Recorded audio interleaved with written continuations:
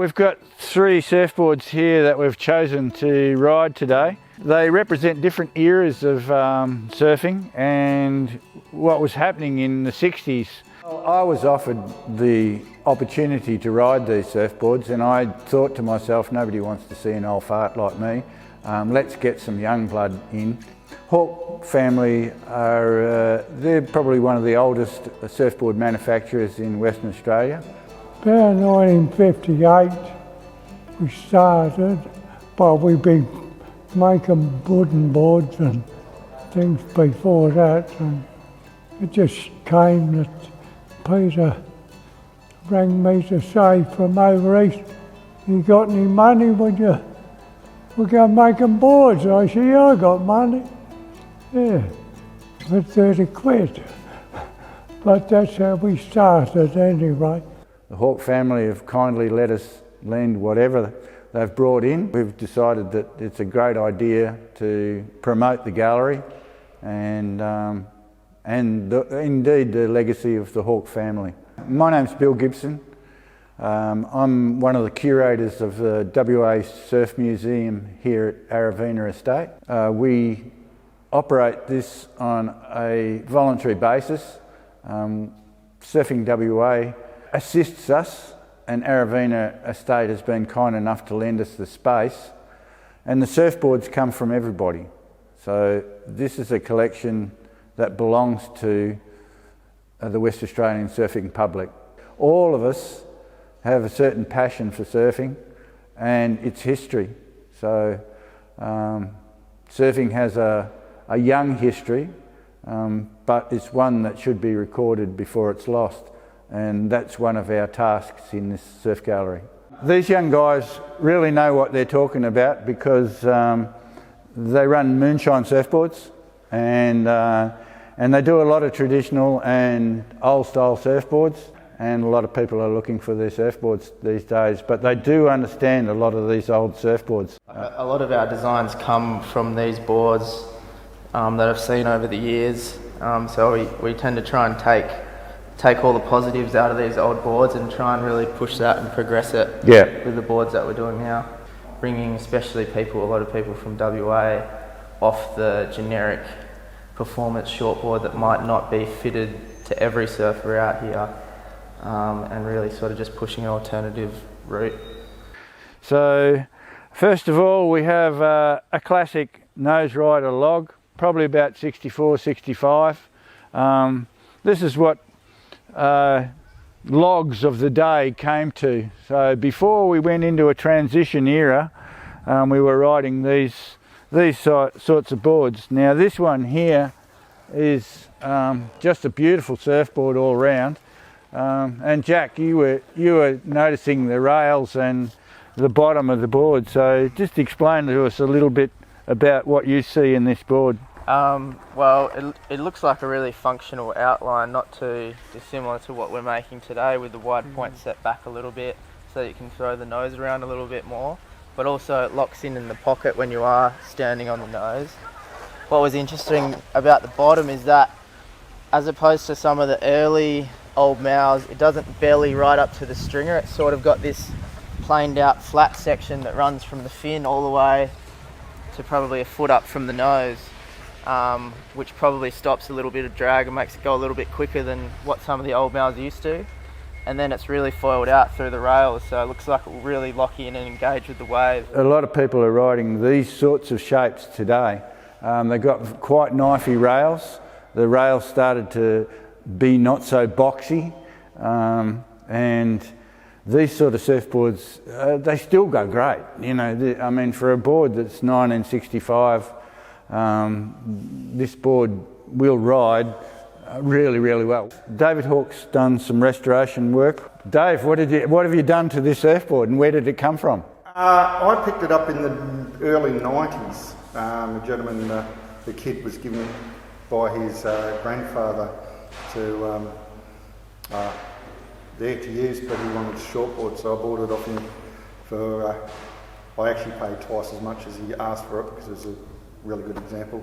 The only work I've done to it is a couple of repairs just on the nose and the side. The rest of it haven't done any work.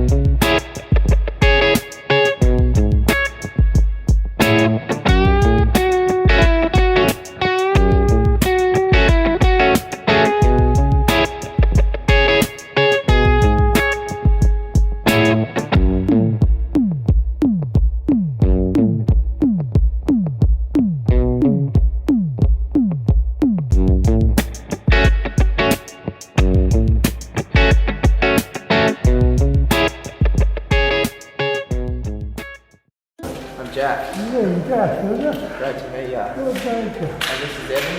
Yeah, good, Evan. Nice to meet you. Good, you mate. Great to meet you. All those boards, Peter shaped them, and I virtually glassed most of them. But that's the way it was to start with, and we've always tried to do the best we can. It was always a pleasure with Peter and me, and we had a lifetime of luxury, I will say, I suppose, because life's been a joy all the time, and we've tried hard, and we've actually succeeded.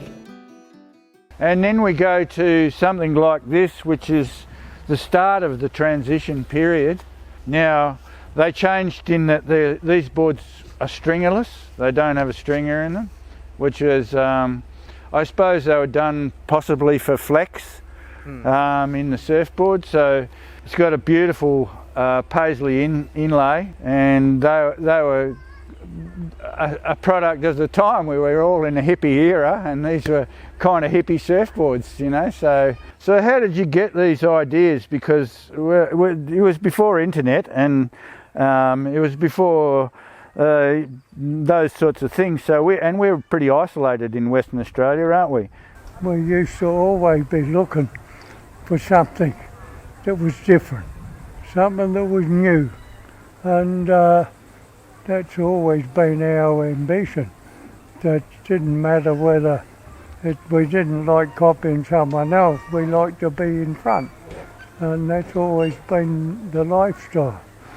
And I think that's the reason why boards and all always, we're always up with the latest and that in WA. This is a 1968 Flower Power surfboard, probably shaped by Peter Hawke, glassed by Len Hawke. It's a transition board, so by that it's stringerless. It's starting to get shorter. They got beautiful raking fins. The inlay in the board was probably picked out by Jeanette Hawke, which is Len's wife. Is that the ball dress? Yeah, that's the ball dress. It came off one of my workers' wife's dresses.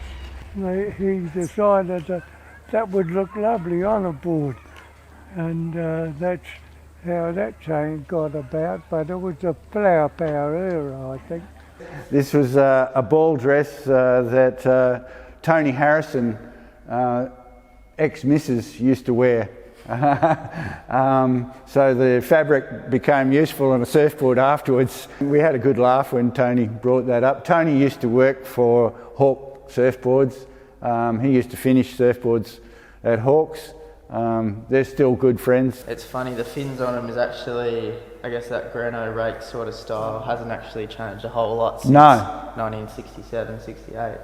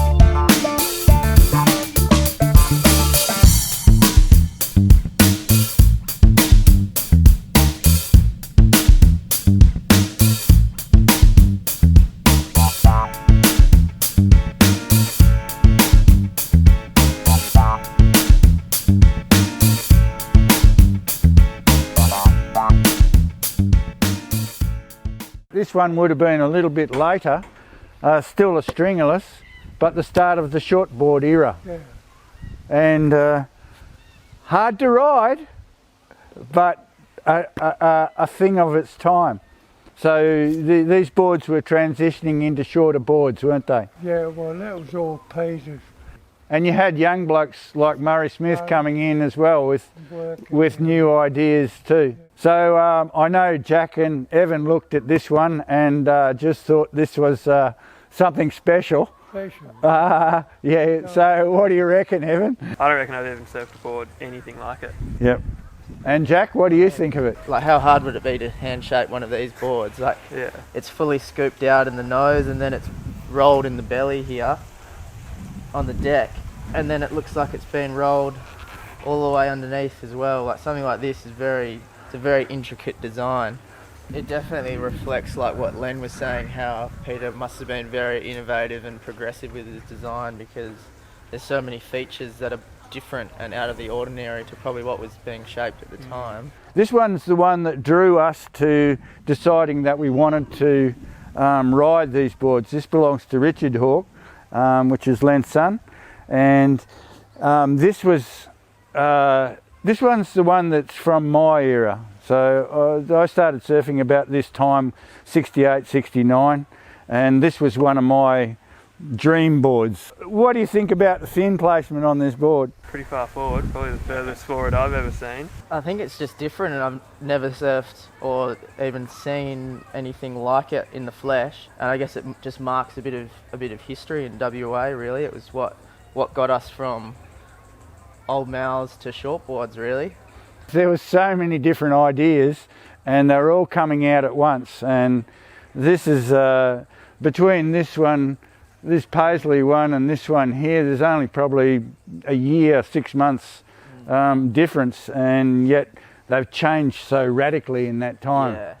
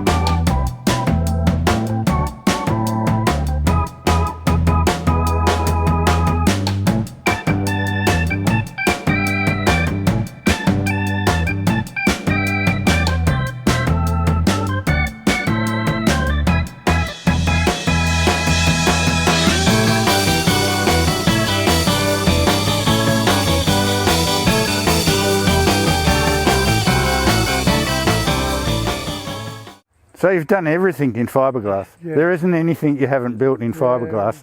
Been progress from surfboards and then into water tanks, into surf cats, boats, canoes, kayaks, so everything in fiberglass. Diving board, even cricket bats, hockey sticks. Yeah. For Dennis Lilly with his bats. Wow. Brian Glencross with the hockey sticks. Yeah.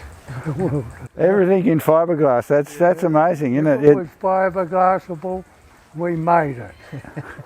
Didn't matter. And even all the signs, like the telephone on top of the car for dial-up pictures and all Yeah, that right. sort of thing. And you cut all those blanks and put the stringers in yourself? I used to cut and glue them and make all the boards, just cut the stringer to some sort of a shape and give the blank a bit of shape. Yep.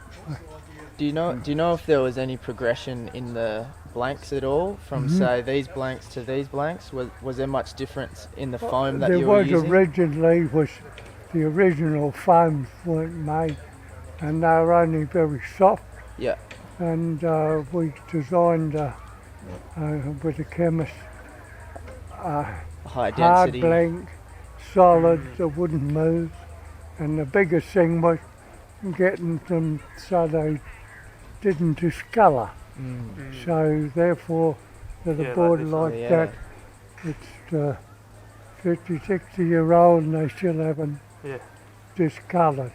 Where a lot of them they did discolour the first board. Yeah. And then we were the virtual one, the only one making blanks. So we had to design and get the blank material to suit. I reckon it's magic to have the young blokes back into the old days boards and stuff. And I'm just hoping that they appreciate it themselves, you know. Absolutely. It's like Yeah, it's an all honour. things that come to those, you know, we're just hoping everything works out good. I appreciate them.